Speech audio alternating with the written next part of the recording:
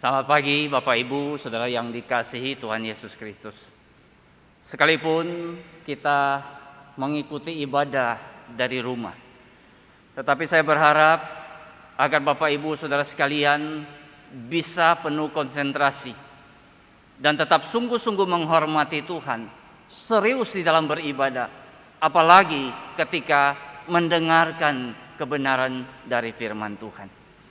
Silakan siapkan Alkitab saudara sekalian, dan mari kita tundukkan kepala sebelum kita membaca bagian Alkitab yang menjadi dasar perenungan kita. Mari kita berdoa. Sungguh ya Tuhan, kami menyadari bahwa betapa besar kasih-Mu kepada kami. Karena kasih-Mu itulah kami menjadi anak-anak-Mu.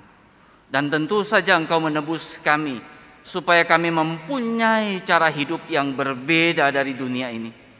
Dan cara hidup yang berbeda dari dunia ini tentu saja dilandaskan pada firman-Mu ya Tuhan.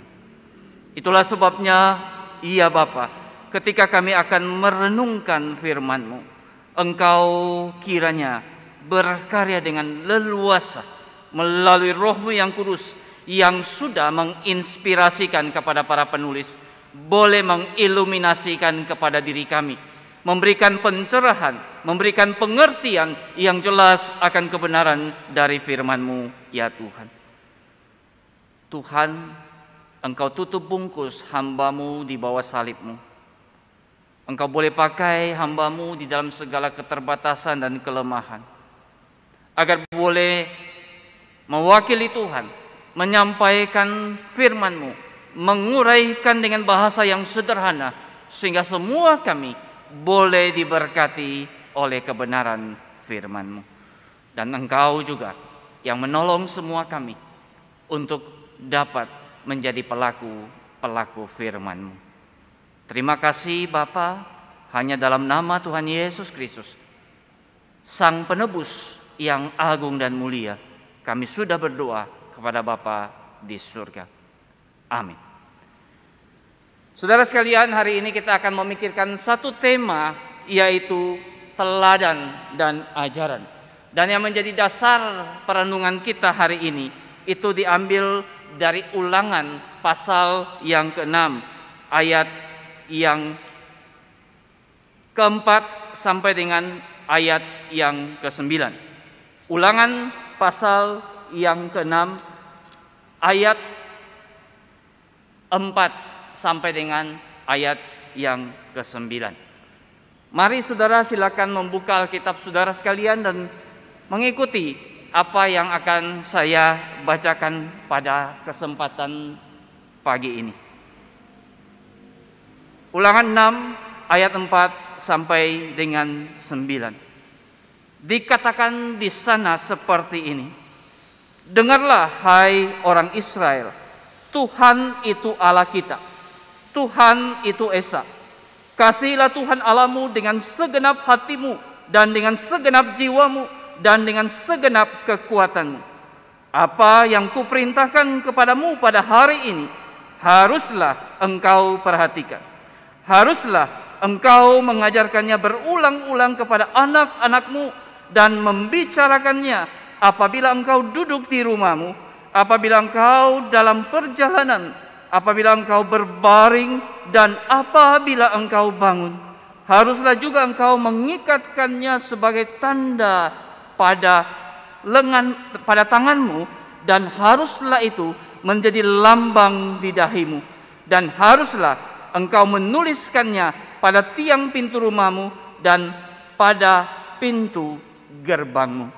Sampai sekian jauh pembacaan firman Tuhan pagi ini. Nah saudara, nats yang kita baca itu terambil dari kitab Ulangan, kitab yang kelima yang ditulis oleh Musa. Nah saudara-saudara, kitab Ulangan ini ditulis oleh Musa di masa tuanya sebelum ia mengalami kematian. Bahkan kita boleh mengatakan bahwa kitab Ulangan ini merupakan khotbah atau pesan-pesan Musa yang terakhir kepada generasi baru sebelum mereka memasuki tanah perjanjian. Kita tahu bahwa generasi yang seusia dengan Musa ataupun Yosua dan Kaleb itu sudah meninggal atau sudah tiada selama pengembaraan 40 tahun di padang gurun. Dan itu juga merupakan satu hukuman dari Tuhan ketika mereka mengintai tanah perjanjian dan mereka kurang menaruh percaya kepada Tuhan.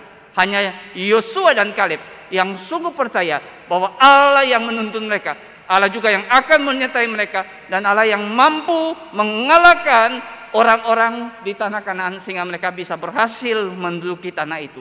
Itulah sebabnya Yosua dan Kaleb mendapatkan anugerah yang khusus sehingga mereka sekalipun dari generasi yang tua diperkenankan masuk ke tanah perjanjian. Bahkan Musa, saudara, tidak diizinkan Tuhan untuk memasuki tanah perjanjian, saudara. Jadi generasi tua sudah lewat dan ini adalah generasi baru, generasi muda di mana Tuhan menggerakkan Musa untuk menyampaikan pesan-pesannya atau satu khotbah yang tertulis di dalam kitab Ulangan.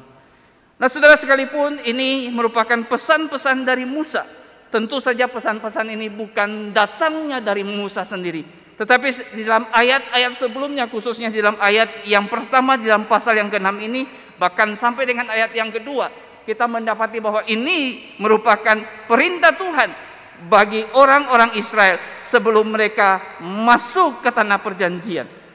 Dan bahkan saudara-saudara, perintah-perintah itu dimaksudkan untuk mereka memiliki hidup yang takut akan Tuhan. Bukan hanya mereka yang pada saat itu sudah usia dewasa, tetapi mereka juga harus bisa mewariskan itu kepada anak cucu mereka ketika mereka sudah masuk ke tanah perjanjian.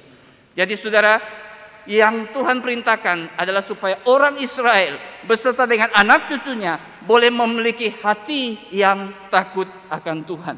Itulah sebabnya saudara sekalian, di dalam Ulangan pasal yang ke-6, maka kita bisa mengungkapkan apa yang tertulis di dalam ayat yang keempat sampai ayat yang kelima itu sebenarnya dimaksudkan untuk bagi setiap orang agar mereka perlu mengenal dan mengasihi Tuhan.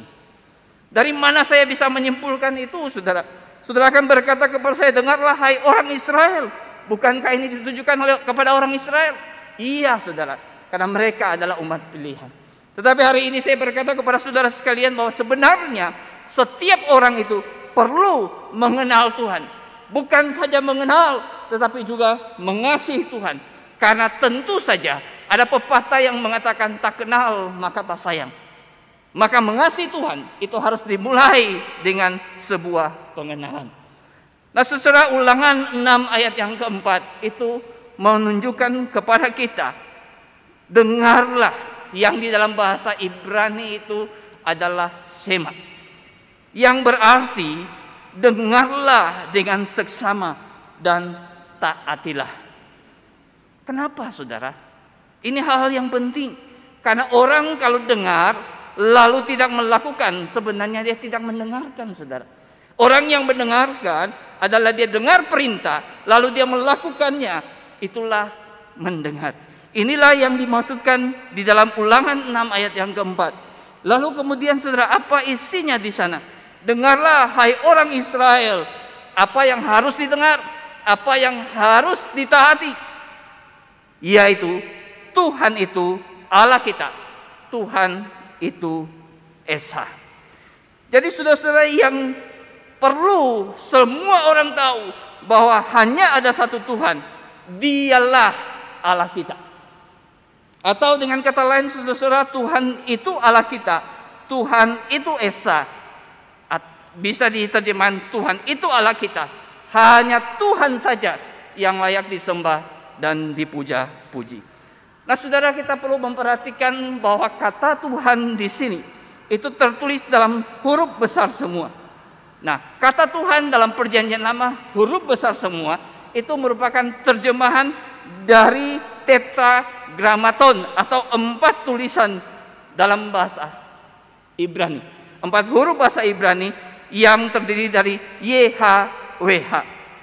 Nah, saudara, tetragrammaton ini atau YHWH ini adalah nama pribadi dari Allah yang sejati.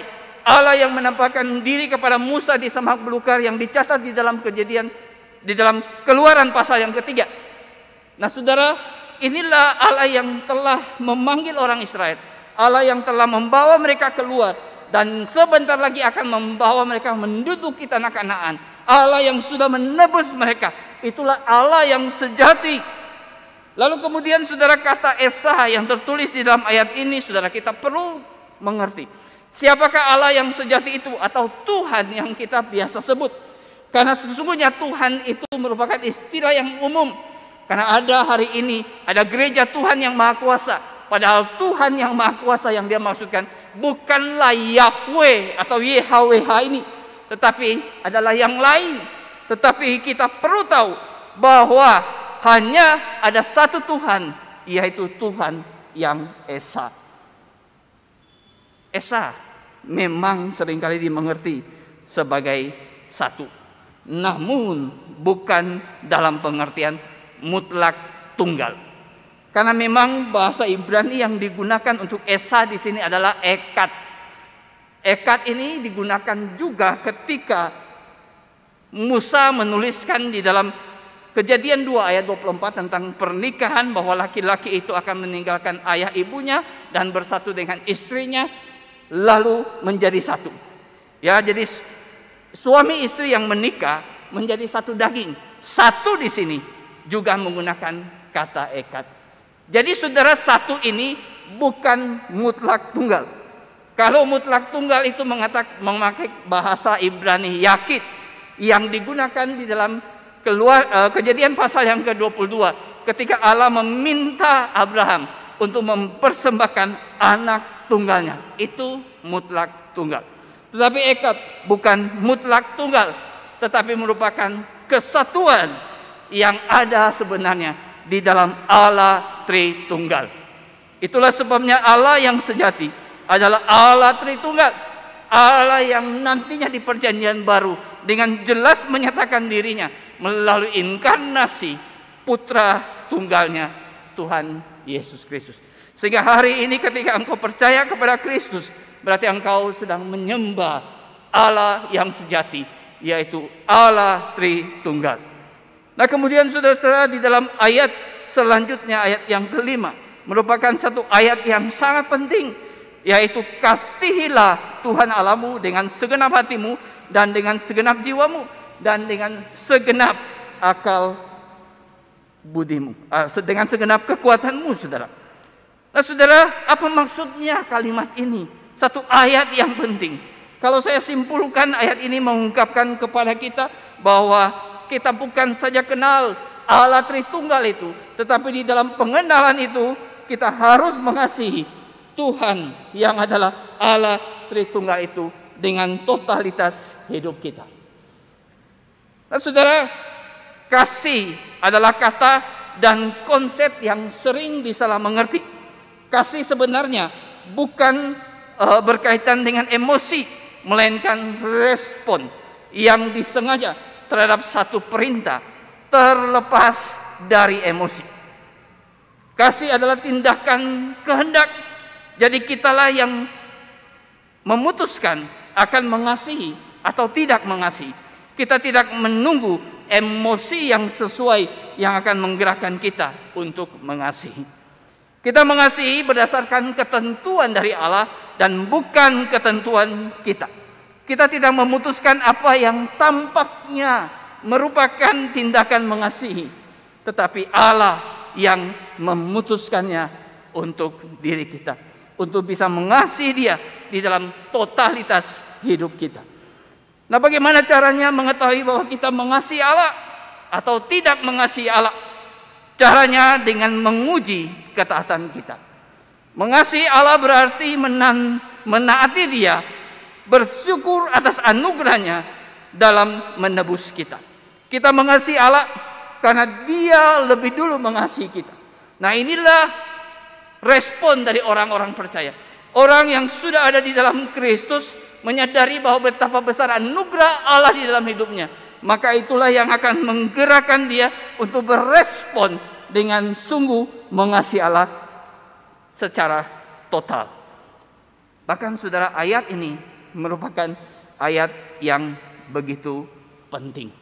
Tuhan Yesus ketika orang ahli Taurat datang bertanya hukum yang terutama, maka Tuhan Yesus mengutip kalimat ini, khususnya pada ayat yang kelima. Tuhan Yesus mengutip bukan hanya di dalam Markus 12, juga di dalam Matius 22. Di sana Tuhan Yesus mengutip ayat ini, dan Tuhan Yesus mengatakan hukum ini adalah hukum yang terutama, karena memang hukum inilah yang memandu semua hukum yang lain. Respon yang dikehendaki Allah bukanlah ketaatan eksternal, melainkan ketaatan yang total, yang sepenuhnya, dan apa yang tersimpan dalam hati dan kerahasiaan pikiran adalah hal yang penting di hadapan Allah. Lalu kemudian saudara, yang kedua, kita boleh melihat bahwa orang tua diberi tanggung jawab untuk memperhatikan dan mengajarkan kepada anak-anaknya. Kalau tadi saya katakan setiap orang perlu mengenal dan mengasihi Tuhan, maka selanjutnya saudara, ayat yang kita akan perhatikan dari ayat yang ke-6 sampai dengan ayat yang ke-7 menjadi tugas atau menjadi tanggung jawab yang bagi saya sebenarnya bukan sekedar tanggung jawab, tetapi tanggung jawab yang utama dari orang tua adalah memperhatikan dan mengajarkan pengenalan akan Allah dan mengasihi Allah dengan total itu kepada anak-anaknya. Dari mana kita singkapin itu, saudara? Mari kita melihat ayat yang ke-6. Di sana dikatakan kepada kita, haruslah engkau perhatikan. Pertanyaannya, siapa yang harus perhatikan? Tentu saja adalah orang tua. Itulah sebabnya saya katakan tanggung jawab utama dari orang tua adalah memperhatikan sema itu, bahwa Allah itu Esa, Dia Tuhan kita, Dia yang layak disembah, tidak ada Allah lain selain Dia, dan karena itu harus mengasihinya dengan totalitas hidup kita. Nah saudara-saudara, orang tua harus memperhatikan ini. Nah saudara, bagian ini mendahului perintah untuk mengajar anak-anak. Jadi orang tua harus memperhatikan perintah-perintah Tuhan. Nah saudara, kata memperhatikan dalam bahasa Indonesia sebenarnya sebuah terjemahan yang tidak terlalu tepat. Meskipun tidak salah, tapi kurang tepat dengan bahasa aslinya. Oleh karena hampir semua versi Inggris itu sebenarnya menerjemahkan kata Ibrani yang Indonesia terjemahan sebagai perhatikan, di sini seharusnya diterjemahkan ada dalam hati. Artinya saudara, orang tua itu bukan sekedar perhatikan secara visual atau intelektual, tetapi benar-benar perhatikan sepenuhnya, lalu itu tersimpan di dalam hati yang dia hidupi, lalu diajarkan kepada anak-anaknya supaya mereka mengenal Tuhan yang sejati, lalu mereka mengasihi Tuhan dengan totalitas hidup mereka. Itulah yang Tuhan perintahkan kepada orang tua. Maka saudara, orang tua perlu menyediakan hati bagi Tuhan dan firman-Nya. Menyediakan hati bagi Tuhan dan perkataan atau perintah-perintah Tuhan. Nah saudara-saudara, di dalam budaya orang Ibrani atau orang Israel, hati seringkali dianggap sebagai pusat kehidupan seseorang. Jadi apa yang penting itu ada dalam hati. Dan dari hati itulah yang menggerakkan seluruh kehidupan. Maka jangan heran kalau Amsal 4 ayat yang ke-23 berkata, jagalah hatimu dengan segala kewaspadaan, karena dari situlah terpancar kehidupan. Maka hati bagi orang Israel, orang Yahudi, itu adalah pusat kehidupan. Karena dari hati itu akan terpancar keluar dalam kehidupan kita. Nah saudara-saudara, pertanyaannya lagi, apa yang seharusnya ada dalam hati para orang tua? Tentu semua perkataan Tuhan yang telah diperintahkan dan tertulis di dalam Alkitab. Tetapi intinya adalah kita harus sadar bahwa Tuhan yang sejati adalah Tuhan yang menyatakan diri kepada Musa. Tuhan yang sejati adalah Tuhan yang kita panggil sebagai Tritunggal, saudara. Dan karena itu harus menyembahnya dengan sepenuh hidup kita, dan kita mengasihi Dia dengan sepenuh hati kita. Nah saudara, dua ayat yang tertulis di dalam ayat 4 dan ayat 5, ya, mulai dari Tuhan itu Allah kita, Tuhan itu Esa, dan selanjutnya saudara, ini sebenarnya dua ayat yang dapat diringkas menjadi satu kalimat. Keesaan dan keutamaan Tuhan itu merupakan fondasi bagi hubungan kerohanian yang benar. Saya ulangi, kedua ayat itu dapat diringkas menjadi satu kalimat. Keesaan dan keutamaan Tuhan merupakan fondasi bagi hubungan kerohanian yang benar. Tanpa mengetahui dan mengakui keesaan dan keutamaan Tuhan, kita tidak akan mau, bahkan tidak akan mampu mengasihi Dia dengan segala totalitas kehidupan kita. Kita tidak menyisakan apapun dalam upaya kita untuk mencintai Dia. Itulah totalitas di dalam mengasihi Tuhan kita. Lalu kemudian saudara, ketika itu ada di dalam diri orang tua, maka saudara sekalian, selanjutnya di dalam ayat yang ke-7 dikatakan bahwa haruslah engkau mengajarkannya berulang-ulang. Artinya saudara, tanggung jawab orang tua, dia pertama-tama lebih dulu mengasihi Tuhan dengan totalitas hidup. Lalu kemudian itulah yang diajarkan kepada anak-anak. Dan tentu saja pengajaran itu tidak bisa cuma satu kali, harus berulang-ulang saudara. Karena kalau kita boleh perhatikan, kita sekolah mengikuti pelajaran, kita mau ujian, kita belajar berulang-ulang. Kalau kita tidak belajar berulang-ulang, maka tentu kita tidak bisa menoreh prestasi yang baik, bukan?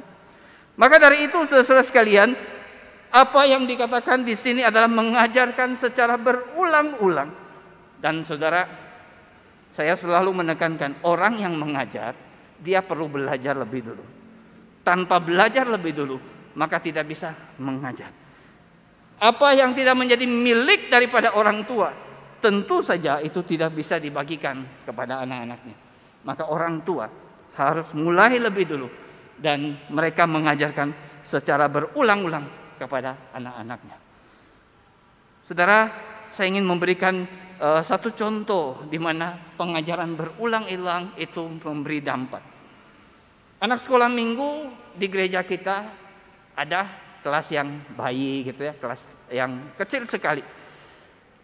Ada anak yang umurnya baru 2 tahun setengah, tetapi dia bisa menghafal ayat Alkitab yang cukup panjang.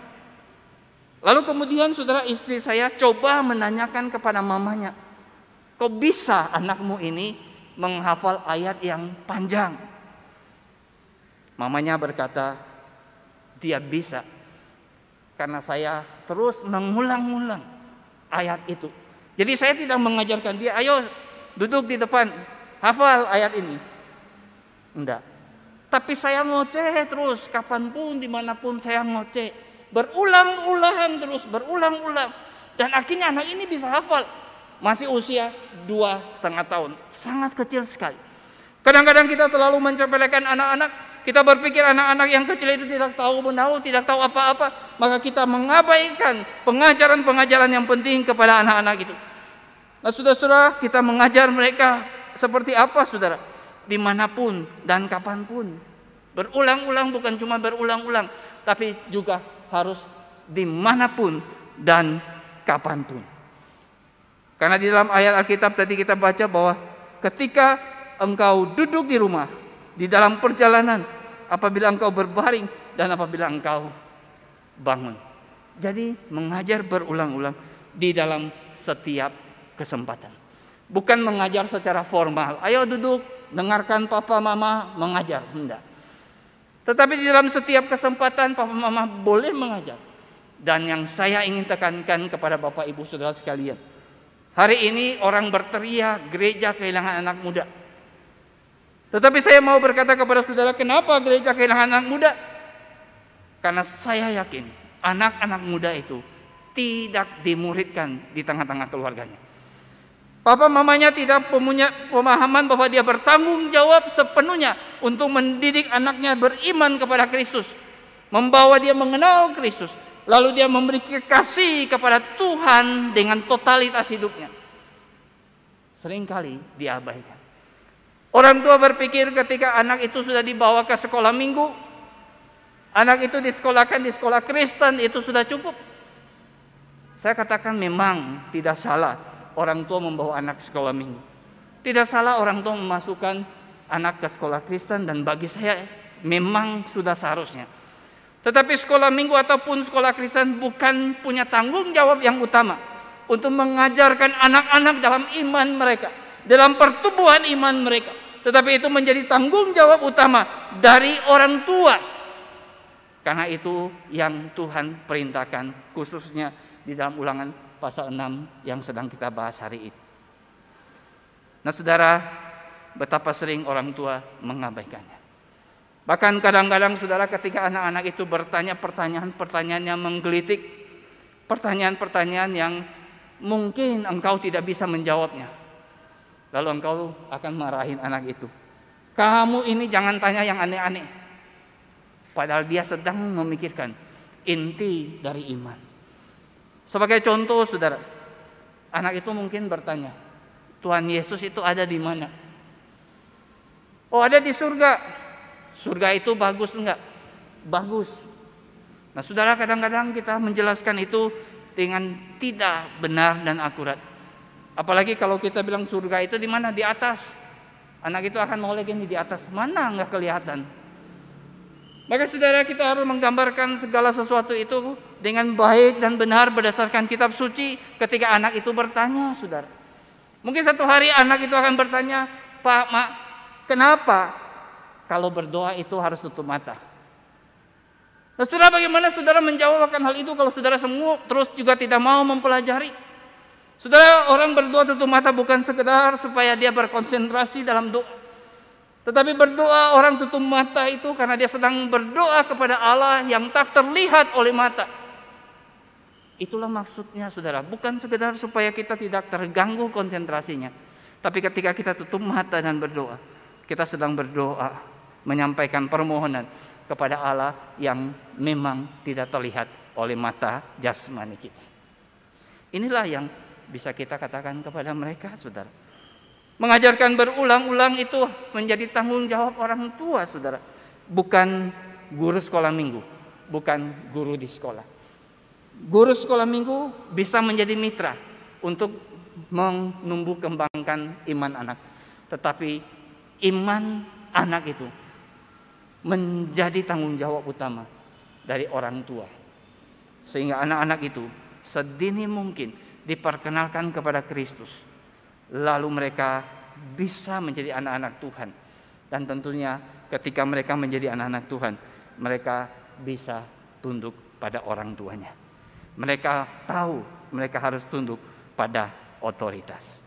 Nah yang ketiga, saudara-saudara sekalian, kita akan melihat bahwa orang tua harus menjadi teladan bagi anak-anaknya dalam hal mengasihi Tuhan. Nah saudara, itu tertulis di dalam ayat selanjutnya, yaitu ayat 8 sampai dengan ayat yang ke-9. Nah saudara, kalau kita melihat ayat 8 sampai dengan 9, secara khusus kita temukan di sana ada kata tanda dan juga ada kata lambang. Nah saudara, yang perlu ditekankan di sini adalah maknanya. Bukan sekedar tanda atau lambang yang ada di dalam ayat-ayat ini, tetapi sebenarnya akan mendorong kita untuk melangkah lebih jauh daripada sekedar tanda atau lambang. Bukan sekedar simbol-simbol religius. Apa yang ditandakan itulah yang terpenting. Sebuah tanda itu tidak akan berguna kalau tanda itu tidak mengarahkan seseorang kepada realita yang ditandakannya.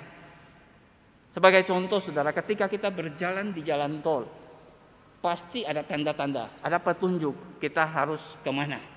Ya mungkin kita harus keluar atau kita harus lurus. Tergantung tujuan kita mau kemana. Tanda itu penting. Tetapi jauh lebih penting adalah yang ditandakan itu. Nah, itulah sebabnya saudara-saudara sekalian, kita tidak bisa memahami hal ini sebagai cuma tanda atau simbol. Tetapi sayangnya saudara, sebagian orang Yahudi telah memahami perintah ini secara hurufiah. Mereka itu meletakkan kutipan firman Tuhan ini, atau dengan kata lain sema ini, mereka letakkan itu di kotak. Jadi diikatkan di kepala, diikatkan di tangan, dan mereka taruh di ambang pintu rumah, dan bahkan juga mungkin sampai ke pintu gerbang kota. Nah saudara, apa yang dilakukan seperti itu bukan sesuatu yang salah.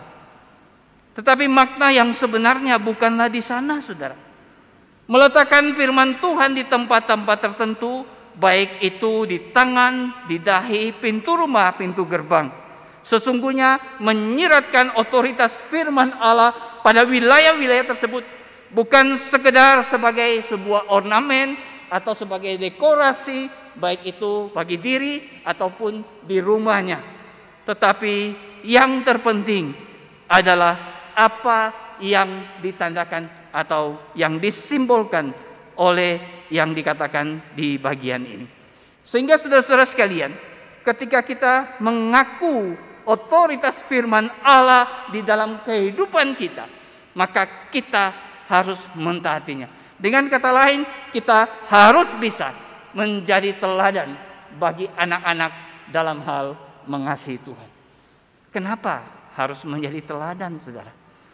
Karena memang teladan itu berbicara lebih kuat daripada sekedar kata-kata. Betapa sering orang tua itu mengomelin anak-anaknya. Dia pingin anak-anaknya seperti yang dia harapkan, atau dia juga pingin anak-anak itu seperti yang Tuhan harapkan. Tetapi dia hanya berkata-kata, sementara hidupnya jauh daripada apa yang dia katakan. Contoh saudara, sangat sederhana. Mendorong anak ke sekolah minggu, tapi papa mamanya tidak datang ibadah. Bagaimana dia mengajarkan anaknya? Anak rajin ke sekolah minggu, ditanya, papa mamamu gereja di sini? Enggak. Papa mama gereja di mana? Enggak. Terus papa mama ngapain? Di rumah saja. Nah saudara, hal seperti ini orang tua tidak bisa menjadi teladan mendorong anaknya untuk bisa datang atau hadir di gereja, tetapi dia sendiri tidak melakukannya. Maka saudara, anak akan menjadi bingung, kenapa papa mama suruh saya ke gereja, papa mamanya tidak ke gereja.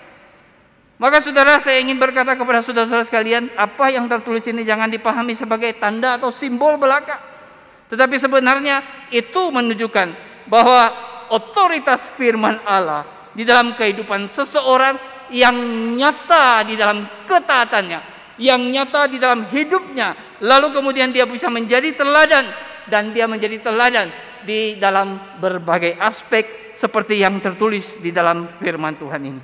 Aspek-aspek apa saja saudara yang ada di dalam firman Tuhan yang kita teliti hari ini? Mari saudara kita melihat bahwa sebenarnya itu ada ungkapan ikatkan pada tangan, ya. Sebagai tanda pada tanganmu. Apa maksudnya saudara?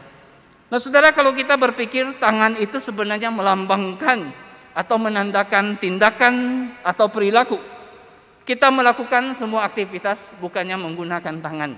Ya, sering banyak hal yang kita lakukan adalah dengan tangan kita. Sehingga tangan itu melambangkan tindakan atau perilaku. Apapun yang kita wujudkan kasih kita kepada Tuhan. Nah, kebenaran itulah menghasilkan kesalehan hidup dalam diri kita. Dan kitab suci menolong kita untuk mengalami pertumbuhan pengenalan akan Allah. Kita terus melakukan itu, dan itu menjadi sebuah teladan yang dapat kita wariskan kepada anak cucu kelak. Kemudian saudara, ada kata dahi di sini. Dahi saudara. Kata dahi di dalam terjemahan beberapa versi bahasa Inggris itu sebenarnya dalam versi bahasa Indonesia khususnya itu sebenarnya kurang tepat saudara. Kata Ibrani yang digunakan lebih mengarah kepada area di antara mata, di antara kedua mata kita, ya, di tengah-tengah sini. Artinya apa saudara? Itu digunakan sebenarnya untuk berbicara tentang cara pandang. Atau ketika kita bicara tentang dahi, umumnya kalau kita pahami, Seringkali kita bilang otak kita tunjuk dahi kita kan. Atau kalau kita menemukan orang yang gangguan otaknya atau gangguan pemikirannya, kita bisa ngomong, nih orang itu gini. Artinya saudara, dahi ini punya kepentingan penting. Kalau itu adalah titik di antara kedua mata ini, maka itu akan menunjukkan cara pandang. Tetapi juga di dalam dahi kita yang seringkali kita ngomong otak, itu menunjukkan pemikiran. Jadi saudara, kata Ibrani itu digunakan mengarah kepada satu titik ini yang berbicara tentang cara pandang. Kemudian cara pikir kita.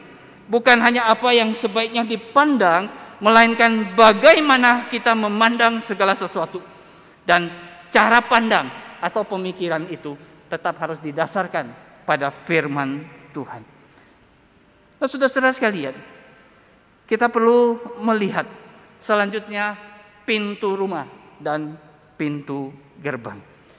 Saudara meletakkan firman Tuhan di pintu rumah dan kemudian di pintu gerbang itu menandakan sebuah pergeseran dari wilayah yang personal. Tindakan kita, penilaian kita secara personal itu menuju kepada wilayah sosial atau relasi dengan komunitas. Artinya saudara, spiritualitas pribadi tidak pernah berhenti pada diri sendiri. Keintiman dengan Tuhan bukan pengasingan dari lingkungan. Sebaliknya kualitas kerohanian seringkali tergambar jelas dalam kehidupan bersama orang lain. Sehingga dari pintu rumah mengarah kepada pintu gerbang kota. Atau dari kediaman pribadi itu keluar kepada tengah-tengah masyarakat. Itulah orang-orang yang tetap bisa menunjukkan keteladanan di dalam mengasihi Tuhan. Tetapi saudara, saya ingin mengajak kita untuk melihat bahwa pintu rumah itu juga bisa bermaksud memiliki arti perlindungan dan perhatian. Rumah itu merupakan tempat di mana ada perlindungan dan perhatian. Ada keamanan dan kasih sayang, ada kenyamanan dan kedekatan. Semua itu bukan hanya harus ada di dalam satu keluarga, tetapi keberadaannya dinafasi oleh nilai-nilai firman Tuhan, bukan sembarang moralitas. Ketika kita mengajar anak untuk melakukan perbuatan baik itu harus di dalam kebenaran yang didasarkan pada kitab suci. Bukan sekedar baik, bukan sekedar melakukan apa yang bisa dipuji orang lain, tetapi apa yang Alkitab singkapkan sebagai sebuah kebenaran yang harus dihidupi oleh anak-anak. Perlindungan di sini juga menunjukkan bahwa orang tua itu harus menjadi teladan untuk mencari nafkah hidup yang boleh memberikan perlindungan baik itu secara jasmani ataupun secara rohani kepada anak-anaknya. Juga memberikan perhatian yang nyata, bukan menjadi orang tua yang tidak peduli kepada anak-anaknya. Terutama orang tua harus peduli pada kehidupan rohani anak-anaknya. Betapa seringkali orang tua begitu sibuk mencari uang, tapi dia lupa hal yang terpenting, kehidupan rohani anak itu seperti apa. Lalu kemudian saudara beralih kepada pintu gerbang. Pintu gerbang ini memiliki arti pengambilan keputusan. Nah saudara, di dalam kehidupan orang-orang Yahudi pada masa yang lampau, atau kepada masyarakat umumnya di saat-saat perjanjian lama, pintu gerbang itu merupakan tempat berkumpul para pemimpin kota. Para tua-tua biasanya mengambil keputusan-keputusan penting di sana. Meletakkan firman Tuhan di pintu gerbang sebenarnya memiliki pengertian mengakui otoritas firman Tuhan dalam setiap keputusan yang diambil. Dan ini harus menjadi teladan bagi anak-anak. Tanpa keteladanan, maka nonsen, tidak mungkin anak-anak itu mengenal dan mengasihi Tuhan dengan totalitas hidupnya. Ingat saudara, teladan berbicara lebih kencang dari kata-kata. Biarlah kiranya Tuhan memberkati firman-Nya bagi kita semua. Mari kita tundukkan kepala, kita berdoa. Bapa di dalam surga, kami bersyukur untuk kebenaran firman Tuhan yang boleh kami pikirkan saat ini. Tuhan, biarlah setiap kami yang mengikuti ibadah ini menyadari bahwa setiap orang perlu mengenal Tuhan, Allah yang sejati, dan mengasihi Tuhan dengan totalitas hidupnya. Biarlah setiap orang tua saat ini juga menyadari bahwa tanggung jawab utama adalah membawa anak mengenal Tuhan dan mengasihi Tuhan dengan totalitas hidup mereka. Orang tua pertama-tama memperhatikan, menyimpan firman itu di dalam hati, menghidupinya, dan mengajarkan kepada anak-anak secara berulang-ulang di dalam setiap kesempatan, apapun bentuknya. Biarlah boleh dimanfaati setiap orang tua untuk mengajar anak-anaknya mengenal Tuhan dan mengasihi Tuhan di dalam totalitas hidupnya. Dan terlebih lagi, ya Tuhan, tolong para orang tua, tolong setiap kami pribadi lepas pribadi, agar kami betul-betul menghidupi firman Tuhan, sehingga kami boleh menjadi teladan bagi orang-orang sekeliling kami, terutama para orang tua boleh menjadi teladan bagi anak-anak mereka. Biarlah kiranya Tuhan berkati firman-Mu dan tetap memampukan kami untuk melakukannya. Di dalam nama Tuhan Yesus Kristus kami sudah berdoa. Amin.